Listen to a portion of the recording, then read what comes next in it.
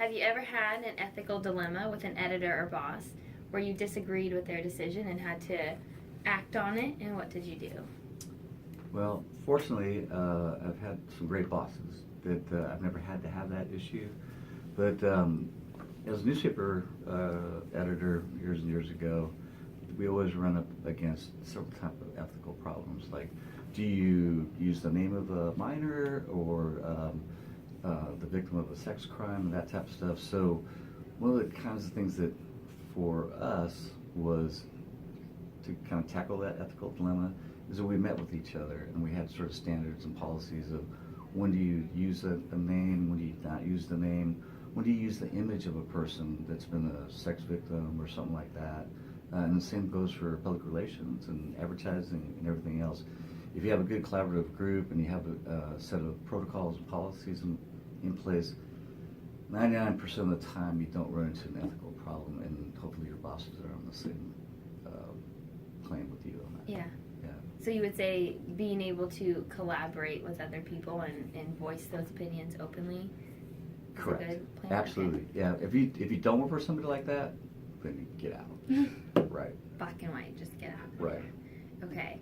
Have you ever had an issue with the CSUF social media where you either posted something that received bad backlash and you had to take it down, or launched a campaign that didn't go according to plan?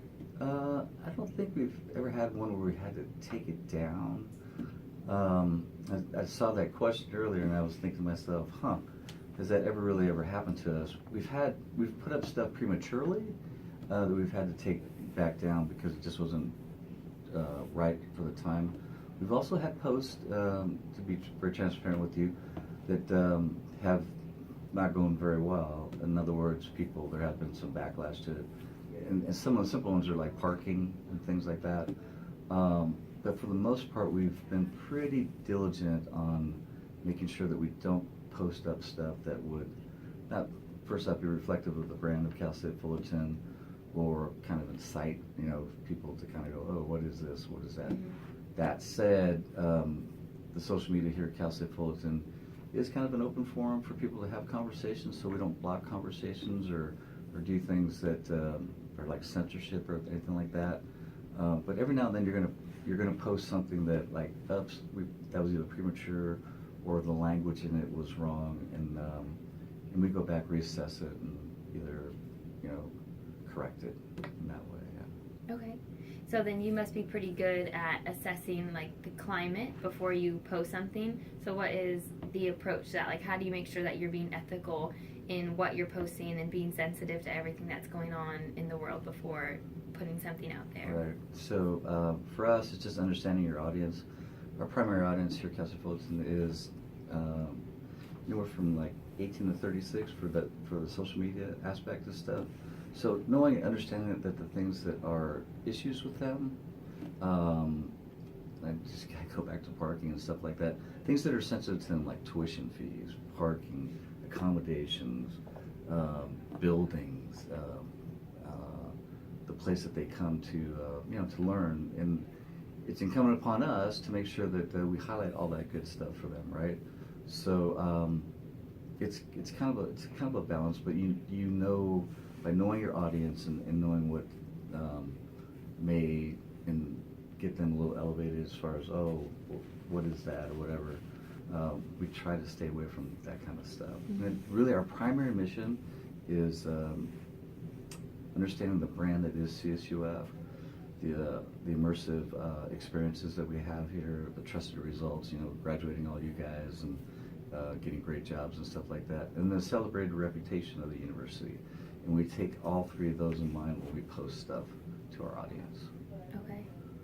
And so how did you handle all the different social channels when Milo came to CSUF? Was that one of the more challenging times? Yeah, it was challenging in the sense that it was just such a kind of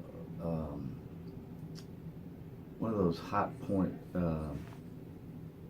issues with him, right? He's got his right to free speech. The students have their right to bring people to the university to have a discourse and to talk and stuff like that. From the university standpoint, we allow that to happen, right? They can do whatever it is they want to do, and have that experience. It wasn't our event, but we did closely monitor it. We didn't do, as far as social media, it wasn't up to the university to publicize it. It was up to the organizing group to publicize it.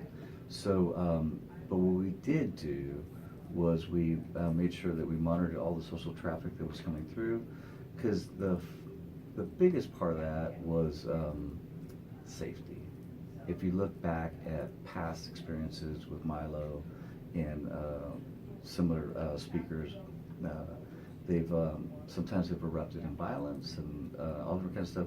And what we wanted to have was a safe meeting place for people to have that exchange of ideas and discourse, right? We didn't want anything else to interrupt that at all. So in monitoring the different levels of conversation on social media, which is, for me, kind of one of the wonderful aspects of social media, is that you're able to see the whole, kind of what people are talking about, and, you can get in front of things. And for us, the biggest part of it was making sure that we were in front of the stuff so that we wouldn't have repeats of things that happened at other universities. So, as far as publicizing and that type of thing, we didn't do much of that at all. Okay. Yeah. Which was a PR move in itself, just to separate yourself Yeah, from we're trying it. to keep us out of the mix, and, Right. and let the students and the organizers do that. Right? Okay. Yeah, and then our last question is, just as us being PR professionals and students coming into the workforce, people who are responsible for the information that we disseminate, what would you say is one of the biggest ethical challenge that we face in the world today? So one of the biggest ethical challenges is just transparency.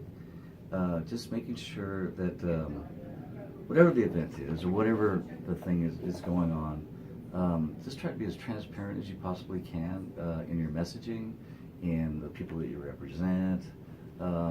Today's world is filled with fake news and all this other type of stuff, and people trying to way back when it was called propaganda, right? It was called, trying to sway people to do a certain thing that you wanted to do without them really knowing that you were getting them to do it, right? I think in the world today, the young people should understand that we do have ethics, that we do have what is basically right and wrong, and trying to sway people to do something for the good. Sometimes can get tied up in a weird message, right? So I'm always a big advocate for being transparent, working for people that are transparent, and when you talk about ethics, I always just remember what my dad and mom always used to tell me: just there's right and there's wrong, and always try to be on the side of the right types of things.